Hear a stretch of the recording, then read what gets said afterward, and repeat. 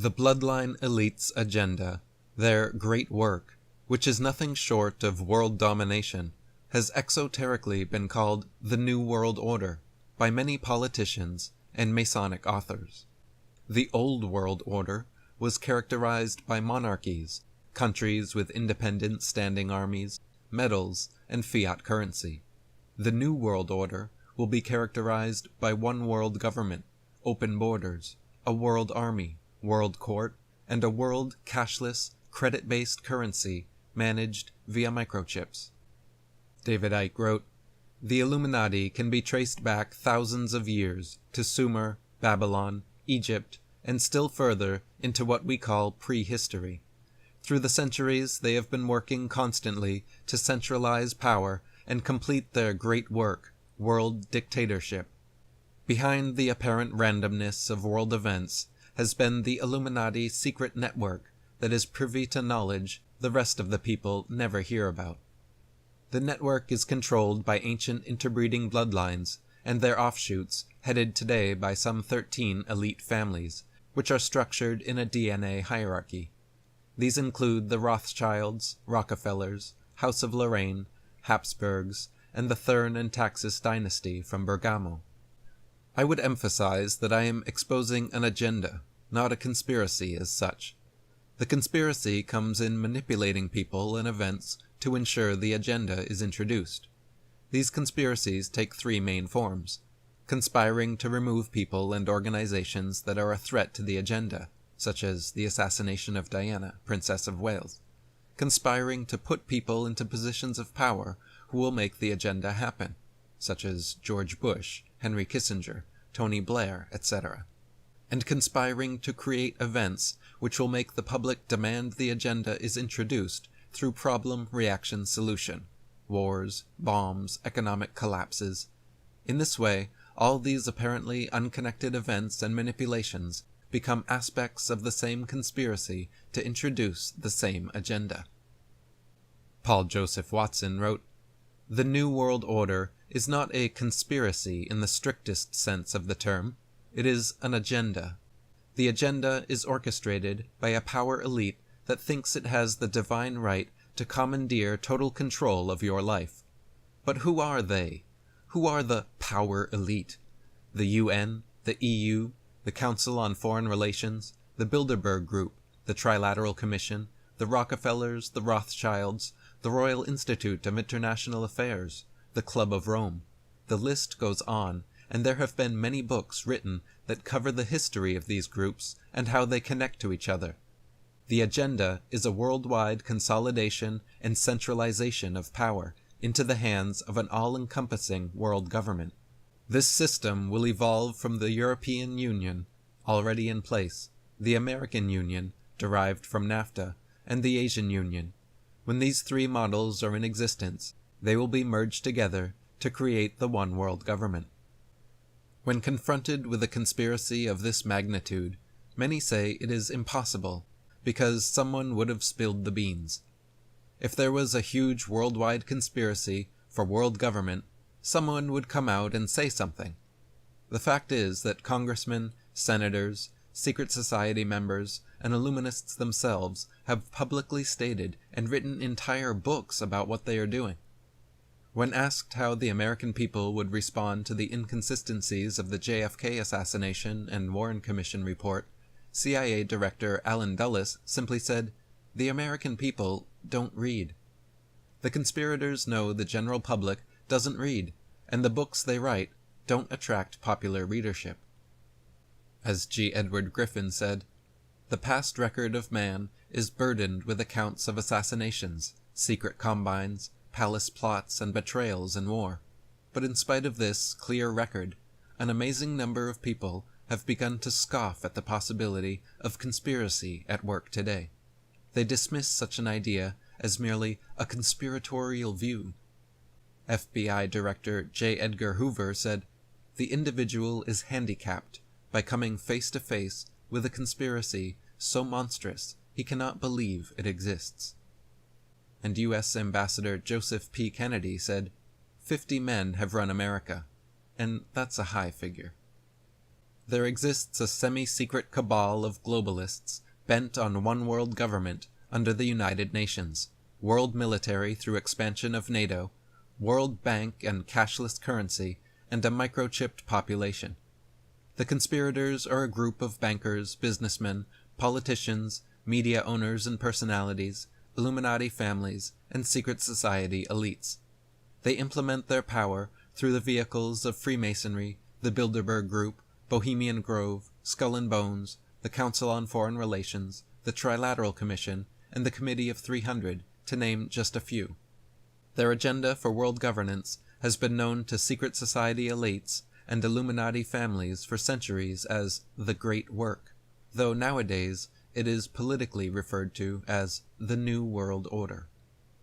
David Icke wrote, "The Illuminati structure can be symbolized as a web or as a pyramid in which the few at the top dictate to the many at the bottom. The many are kept in ignorance of what is really going on. The pyramid structure of secret societies is mirrored in government, banking, business, and every other organization and institution. Only the few at the top of the pyramids know the real agenda and what the organization is trying to achieve. The further you go down the pyramid, the more people are working for the organization, but the less they know about its real agenda. They are only aware of the individual job they do every day. They don't know how their contribution, apparently innocent in isolation, connects with those of other employees in other areas of the company, government, or whatever. They are compartmentalized, and the only people who know how it all fits together are the very few sitting at the top, the bloodline families and their lackeys. The smaller pyramids, like the local branch of a bank, fit into bigger and bigger pyramids, until eventually you have the pyramid that encompasses all of the banks. It is the same with the transnational corporations, political parties, secret societies, media empires, and the military.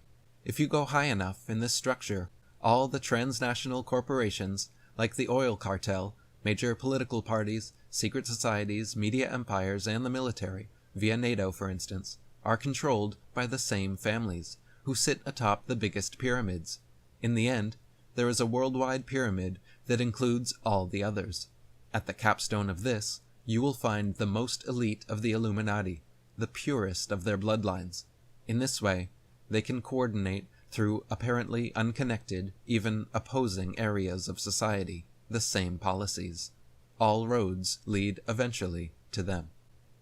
The New World Order is already nearly complete, with the United Nations increasingly assuming the role of world government. The World Court already exists in the Netherlands. NATO is in place to expand into the World Army. World Bank and IMF are centralizing banking, and union currencies like the euro are consolidating world currency. The European Union has centralized Europe. The North American Union is now underway, and so is the Asian Union. The end result and stated mission is world government under the unelected communist-based United Nations.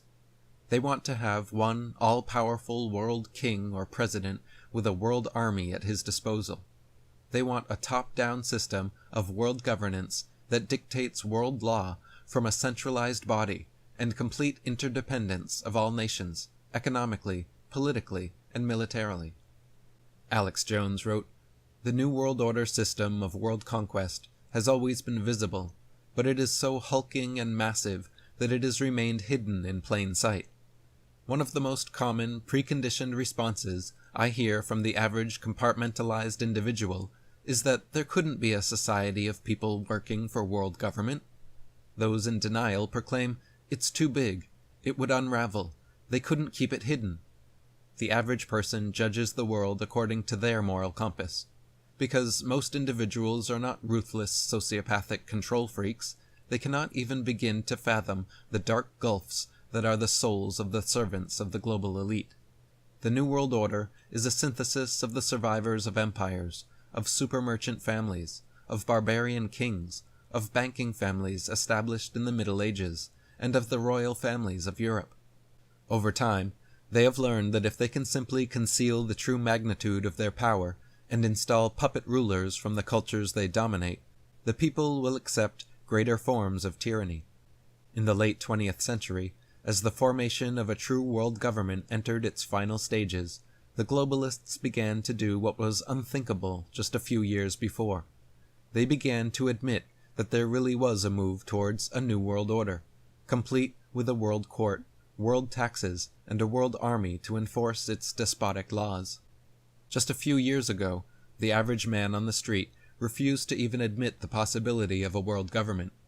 Now that same individual will bellow, "Yes, there's a world government, and we need it to protect ourselves." The globalists' plan is so far along that now they must admit that world government is a reality. Their propagandists are hailing the New World Order as the only system that will keep us safe and secure. For decades now, politicians, the corporate-controlled media, and public schools have been promoting this one-world agenda as being an inevitable, advantageous step forward for humanity. They said a world government, world army, and currency will unite us as a world community, putting an end to all wars and poverty. This is simply not true. There have been more wars fought in the years since the 1945 forming of the United Nations than in the rest of recorded history before the UN, over 140 wars. This means the United Nations has failed its single reason for existence, to end all wars. In an address delivered before the Union League of Philadelphia in 1915, Nicholas Murray Butler said, "The old world order changed when this war storm broke. The old international order passed away as suddenly, as unexpectedly, and as completely as if had been wiped out by a gigantic flood, by a great tempest, or by a volcanic eruption. The old world order died with the setting of that day's sun, and a new world order is being born while I speak, with birth pangs so terrible that it seems almost incredible that life could come out of such fearful suffering and such overwhelming sorrow." After World War I, the Treaty of Versailles created the League of Nations, which was exoterically promoted as a vehicle for world peace, but esoterically the globalists' first attempt at world government. The League of Nations failed in both uniting world governments and promoting world peace. The Treaty of Versailles also failed and was denounced for imposing impossible reparations payments on the German people, payments which created the economic hardships that led to the rise of National Socialism and Hitler. At the time, U.S. President Woodrow Wilson said regarding the treaty, "If I were a German, I think I should never sign it." British Prime Minister David Lloyd George said, "We have written a document that guarantees war in 20 years. When you place conditions on a people, Germany, that it cannot possibly keep, you force it to either breach the agreement or to war. Either we modify that agreement and make it tolerable to the German people, or when the new generation comes along, they will try again." Fritz Springmeier wrote, "At the end of the war in 1919, the Treaty of Versailles meetings were attended by Rothschild-connected men like Paul and Max Warburg, John Foster Dulles, Colonel House, Thomas Lamont, and Allen Dulles. The harsh terms of the Treaty of Versailles totally set the stage for World War II. Said one delegate, 'This is no peace, this is only a truce for 20 years. Sure enough, in 1939, the Second World War started. Another product of the Versailles meetings was the elite's charter for the League of Nations, the Illuminati's first attempt at creating a world institution. The League of Nations failed. This called for the need to create a think tank and special interest organization that could promote the New World Order, thus the creation of the Foreign Relations Institutions, the CFR, RIIA, etc. Around the same time as the Treaty of Versailles, higher-ups in the conspiratorial pyramid met in secret at the Hotel Majestic in Paris. Out of these meetings was created the American Council on Foreign Relations and the British Royal Institute of International Affairs, with funding from Cecil Rhodes, the Rockefellers and Rothschilds, among others. The stated mission of the CFR is to erode America's national sovereignty into a one-world government. In 1919, M.C. Alexander, Executive Secretary of the American Association for International Conciliation, said, "The Peace Conference has assembled. It will make the most momentous decisions in history, and upon these decisions will rest the stability of the New World Order and the future peace of the world. Alex Jones said, "The League convened in Paris in 1919, but many nations recognized it as a threat to their sovereignty and refused to join. Frustrated by the U.S. Congress blocking the League of Nations, British intelligence, with the help of the Rockefeller family, set up the Council on Foreign Relations in New York City in 1921. The council recruited the best and brightest of American life to support the growth of the Anglo-American Empire. The CFR's stated mission is to abolish all nation-states in favor of an all-powerful world government administered by a tiny elite. Having established the League of Nations, the Council on Foreign Relations, and the Royal Institute of International Affairs, the globalists had successfully began the transition from Old World national independence to New World international interdependence. In 1927, Dr. Augustus Thomas, president of the World Federation of Education, said, "If there are those who think we are to jump immediately into a new world order, they are doomed to disappointment. If we are ever to approach that time, it will be after patient and persistent effort of long duration. The present international situation of mistrust and fear can only be corrected by a formula of equal status, continuously applied to every phase of international contacts, until the cobwebs of the old order are brushed out of the minds of the people of all lands." H.G. Wells, the famous author of Time Machine, War of the Worlds, and The Invisible Man, was secretly a member of British Intelligence, Committee of 300, a Mason, and a Fabian. He was very familiar with the One World Agenda and wrote many books outlining it, with titles like The Open Conspiracy, The Shape of Things to Come, World Brain, A Modern Utopia, and The New World Order. H.G. Wells wrote, "The political world of the open conspiracy must weaken, efface, incorporate, and supersede existing governments. The open conspiracy is the natural inheritor of socialist and communist enthusiasms. It may be in control of Moscow before it is in control of New York. The character of the open conspiracy will now be plainly displayed. It will be a world religion.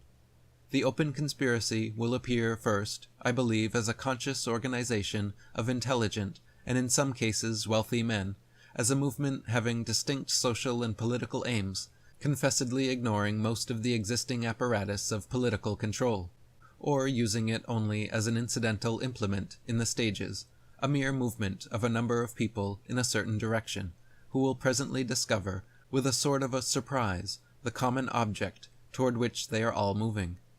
In all sorts of ways, they will be influencing and controlling the ostensible government." Writing books like The Open Conspiracy and explaining outright the nature of their plans for scientific dictatorships, the conspirators hide out in the open. By reading about our ever encroached upon freedom, we accept it as inevitable. It's called predictive programming, and continues being used today in books, magazines, movies, and other forms of mass media. The ideas are propagated into the public mind as hypotheticals or science fiction. This desensitizes and preconditions populations to accept the incremental implementation of these supposedly fictitious scientific dictatorships. As the worldwide technocracy creeps up around us, we have already been subconsciously programmed to accept such a future. Fabians like H.G. Wells, who wrote so eloquently on the New World Order, with such books as The New World Order, A Modern Utopia, The Open Conspiracy, Blueprints for a World Revolution, was a wolf in sheep's clothing. H.G. Wells made the New World Order something that sounded advantageous to everyone, a utopia of sorts. That is not what it will be. In 1933, H.G. Wells published The Shape of Things to Come, which was supposedly a science fiction work about a world state ruled by a benevolent dictatorship. However, this book accurately predicted the Second World War to start around 1940, originating from a German-Polish dispute. It went on to predict that the agenda for world government would succeed on its third attempt around 1980, following some events that would occur in Iraq. Though 1980 was slightly early, Wells's prophecy certainly seems to be coming to fruition now. H.G. Wells wrote, Although world government had been plainly coming for some years, although it had been endlessly feared and murmured against, it found no opposition prepared anywhere. The Fabian Society, to which H.G. Wells belonged, has also been instrumental in bringing about the New World Order. Their stated mission is to advance the socialist cause by gradualist and reformist, not revolutionary means. Their logo is a wolf wearing a sheep suit, a wolf in sheep's clothing. Here is a sampling of Fabian thought.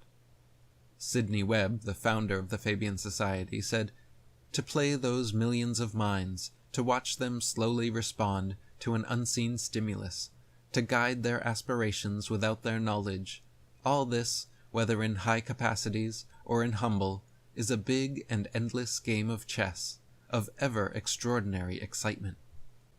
Alice Bailey, occultist, Fabian, and head of the Lucius Trust, wrote, "Behind the division of humanity stand those enlightened ones, whose right and privilege it is to watch over human evolution and to guide the destinies of men.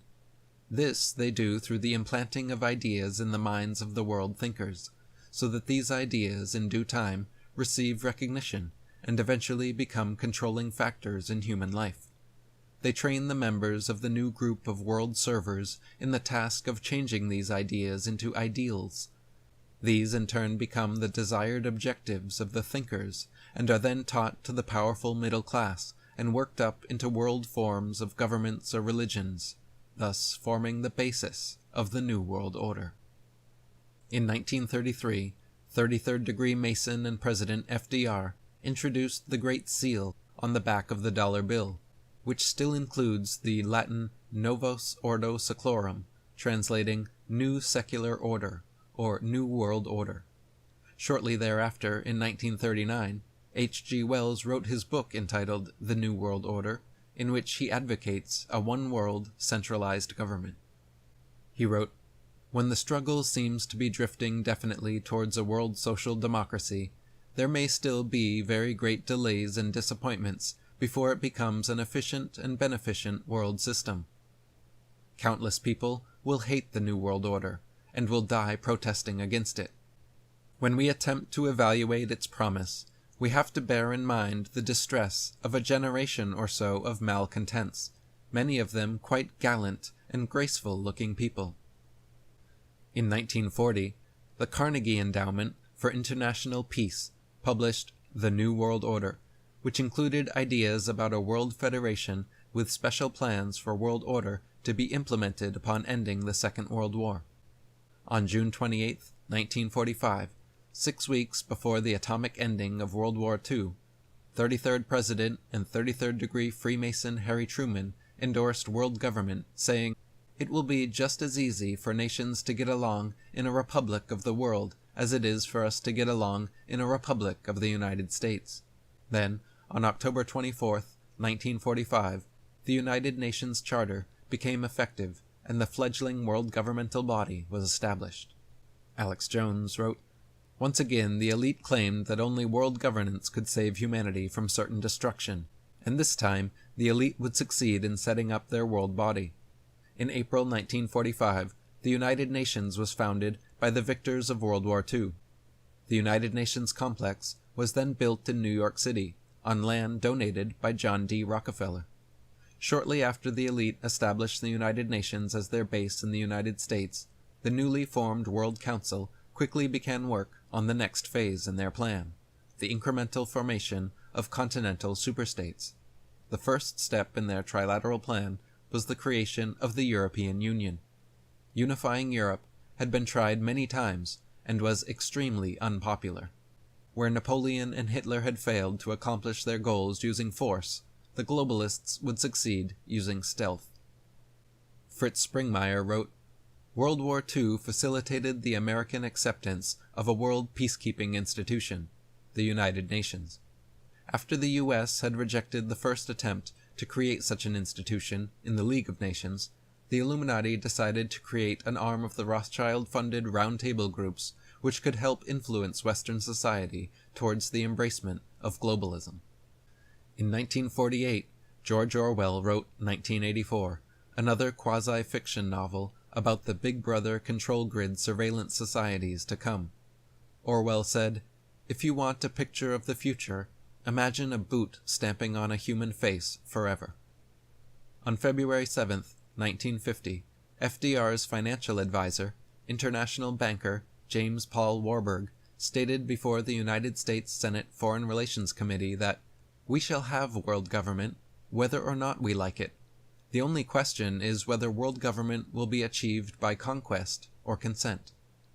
2 days later, the Senate Foreign Relations Subcommittee introduced Senate Concurrent Resolution 66, stating that the United Nations Charter, quote, "should be changed to provide a true world government constitution." In 1952, globalist and Committee of 300 member Bertrand Russell wrote The Impact of Science on Society. Russell, like Wells, wrote extensively about world government and the scientific dictatorships of the future. He wrote, "There is, it must be confessed, a psychological difficulty about a single world government. The chief source of social cohesion in the past, I repeat, has been war. The passions that inspire a feeling of unity are hate and fear. These depend upon the existence of an enemy, actual or potential. It seems to me that a world government could only be kept in being by force, not by the spontaneous loyalty that now inspires a nation at war. It is possible nowadays for a government to be very much more oppressive than any government could be before there was scientific technique. Propaganda makes persuasion easier for the government. Public ownership of halls and paper makes counter-propaganda more difficult, and the effectiveness of modern armaments makes popular risings impossible. No revolution can succeed in a modern country unless it has the support of at least a considerable section of the armed forces. But the armed forces can be kept loyal by being given a higher standard of life than that of the average worker, and this is made easier by every step in the degradation of ordinary labor. Thus the very evils of the system help to give it stability. Apart from external pressure, there is no reason why such a regime should not last for a very long time. A scientific world society cannot be stable unless there is a world government which secures universal birth control. There must from time to time be great wars, in which the penalty of defeat is widespread death by starvation. Unless at some stage one power or group of powers emerges victorious and proceeds to establish a single government of the world with a monopoly of armed forces, it is clear that the level of civilization must decline until scientific warfare becomes impossible. That is, until science is extinct. Shortly after Russell's book, fellow Committee of 300 member Aldous Huxley wrote Brave New World, about a future pharmacological scientific dictatorship in which the drugged citizens are described as smiling depressives that love their servitude. Aldous Huxley's grandfather, T.H. Huxley, was another Committee of 300 member, known as Darwin's Bulldog, because he rigorously defended evolution and advocated scientism. H.G. Wells knew both Huxleys and considered T.H. to be his mentor. In 1959, Aldous Huxley gave one of his last public speeches called The Final Revolution at UC Medical School, where he stated, "There will be in the next generation or so a pharmacological method of making people love their servitude and producing dictatorships without tears, so to speak, producing a kind of painless concentration camp for entire societies, so that people will in fact have their liberties taken away from them, but will rather enjoy it, because they will be distracted from any desire to rebel, by propaganda, brainwashing, or brainwashing enhanced by pharmacological methods, and this seems to be the final revolution." The older dictators fell because they could never supply their subjects with enough bread, enough circuses, enough miracles and mysteries. Under a scientific dictatorship, education will really work. Most men and women will grow up to love their servitude, and will never dream of revolution. There seems to be no good reason why a thoroughly scientific dictatorship should ever be overthrown. In his 1962 publication, The Future of Federalism, Bloodline Governor of New York and CFR member Nelson Rockefeller promoted the New World Order. Quote, the nation-state is becoming less and less competent to perform its international political tasks. These are some of the reasons pressing us to lead vigorously toward a true building of a new world order. Sooner, perhaps, than we may realize, there will evolve the basis for a federal structure of the free world. Years later, on July 26, 1968, campaigning for the presidency, Nelson Rockefeller told the Associated Press that, quote, as president, he would work toward the creation of a new world order. Bloodline president and CFR member Richard Nixon was quoted in the October 1967 Foreign Affairs stating, "The developing coherence of Asian regional thinking is reflected in a disposition to consider problems and loyalties in regional terms, and to evolve regional approaches to development needs and to the evolution of a new world order." In 1969, the first black congressman from New York, Adam Clayton Powell Jr., blew the whistle on the David Frost show regarding the secret government. He said on the show that he would probably be killed for going public with everything, and sure enough, died suspiciously shortly thereafter. Zbigniew Brzezinski is a former U.S. National Security Advisor, Trilateral Commission co-founder, member of the CFR, Club of Rome, and Committee of 300. He is a descendant of the Polish black nobility, Old World Order, and associate of Henry Kissinger. In his 1970 book entitled The Technotronic Era, Brzezinski envisioned the globalists' coming dictatorial control grid. Quote, "It will soon be possible to assert almost continuous control over every citizen and to maintain up-to-date files containing even the most personal details about health and personal behavior of every citizen in addition to the more customary data. These files will be subject to instantaneous retrieval by the authorities. Power will gravitate into the hands of those who control information. Our existing institutions will be supplanted by pre-crisis management institutions, the task of which will be to identify in advance likely social crises and to develop programs to cope with them. This will encourage tendencies through the next several decades toward a technotronic era, a dictatorship leaving even less room for political procedures as we know them. Finally, looking ahead to the end of the century, the possibility of biochemical mind control and genetic tinkering with man, including beings which will function like men and reason like them as well, could give rise to some difficult questions." John Coleman wrote, "Brzezinski is the author of a book that should have been read by every American interested in the future of this country, entitled The Technotronic Era. It was commissioned by the Club of Rome. The book is an open announcement of the manner and methods to be used to control the United States in the future." Brzezinski, speaking for the Committee of 300, said the United States was moving into an era unlike any of its predecessors. We were moving toward a technotronic era that could easily become a dictatorship.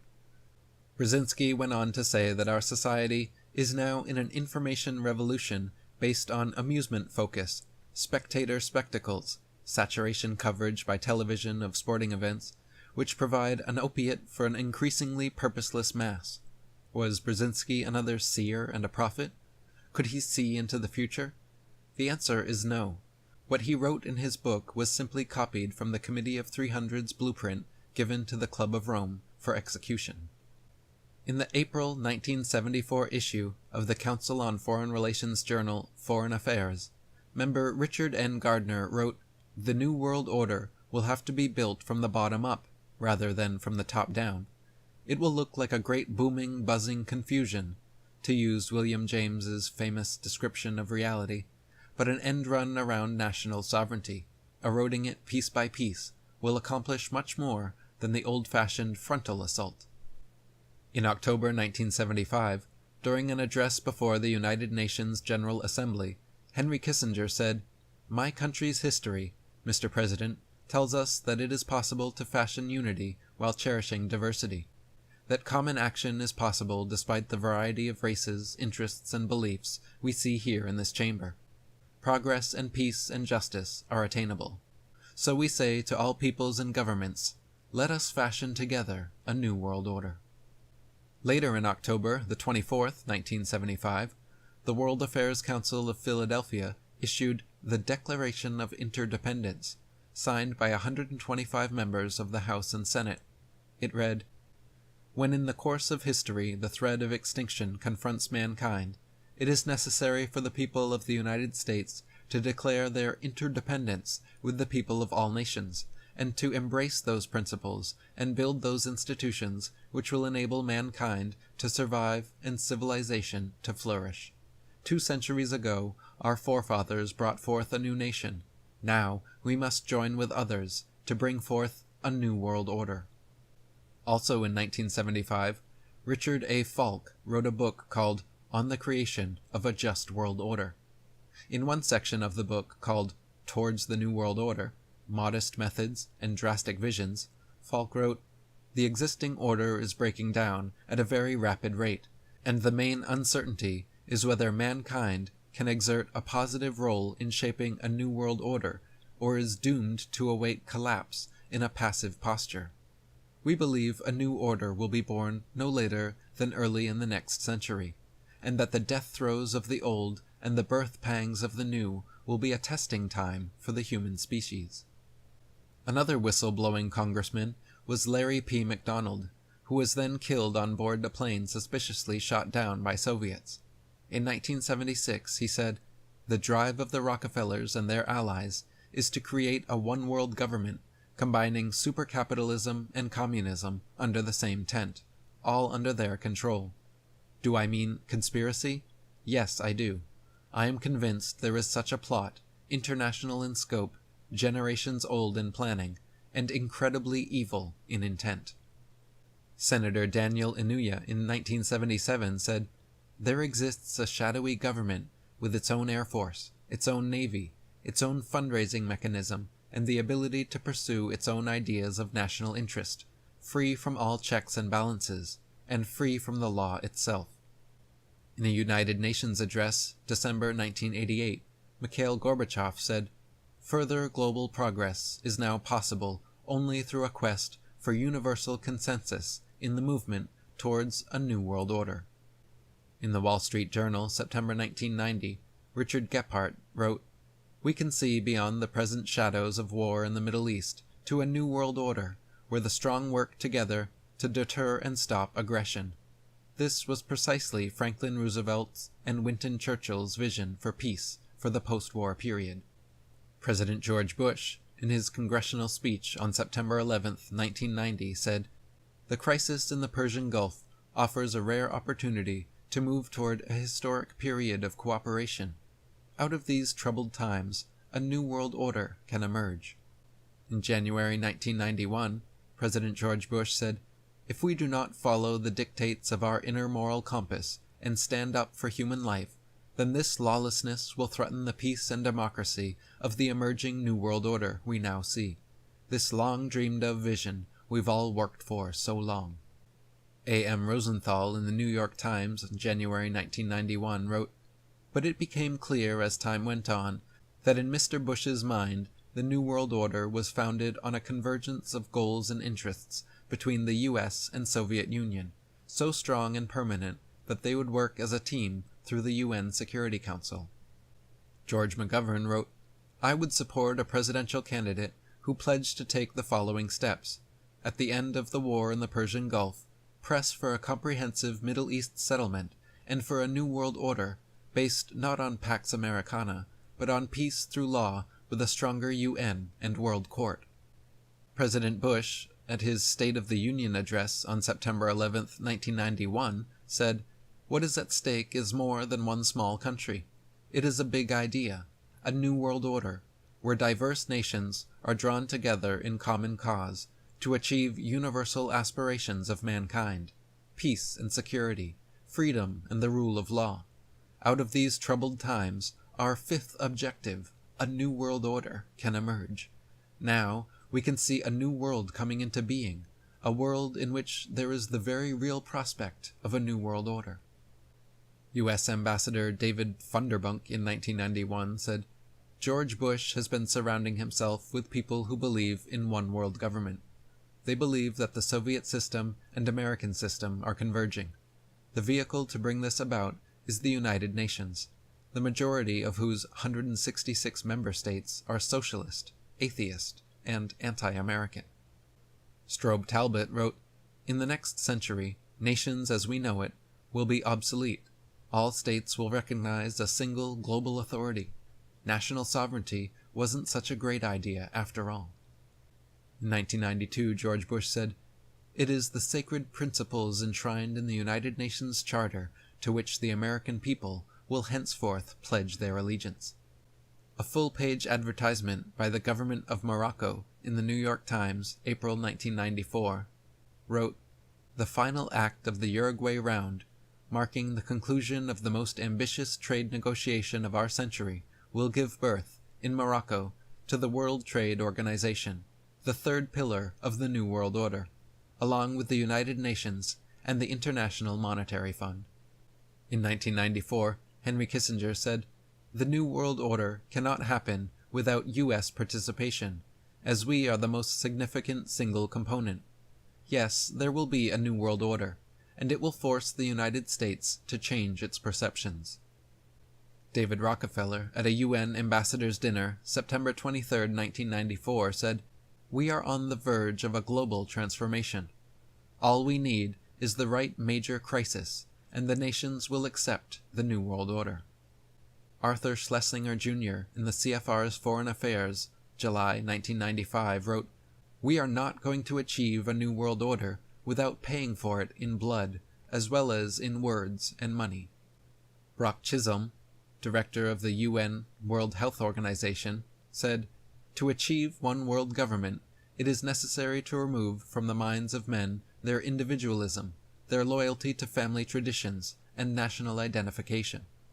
In 1998, Zbigniew Brzezinski wrote another book called The Grand Chessboard, in which he compared the elite control of the world to a game of chess and accurately predicted Afghani terror attacks and the rise of the American police state. Alex Jones extrapolates, saying, "For decades going back to Jimmy Carter and Zbigniew Brzezinski, the National Security Advisor, the New World Order overlords had been breeding and creating these organizations, funding them, and training them to attack America. Zbigniew Brzezinski, co-founder of the Trilateral Commission, with David Rockefeller and other luminaries of the global system, actually bragged in his 1998 book, The Grand Chessboard, of how America would be attacked by Afghanis.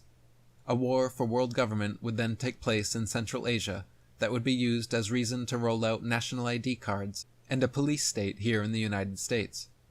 According to Brzezinski's book, everything that is happening now was planned decades ago."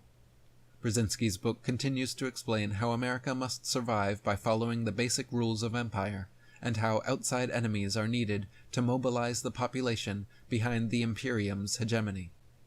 Just 3 days after the 9/11 attacks on the Pentagon and World Trade Center, CFR member Gary Hart said on C-SPAN, quote, "There is a chance for the President of the United States to use this disaster to carry out a phrase his father used, and that is, a New World Order." In his 2002 memoirs, David Rockefeller openly admitted conspiring with other globalists towards a one world order.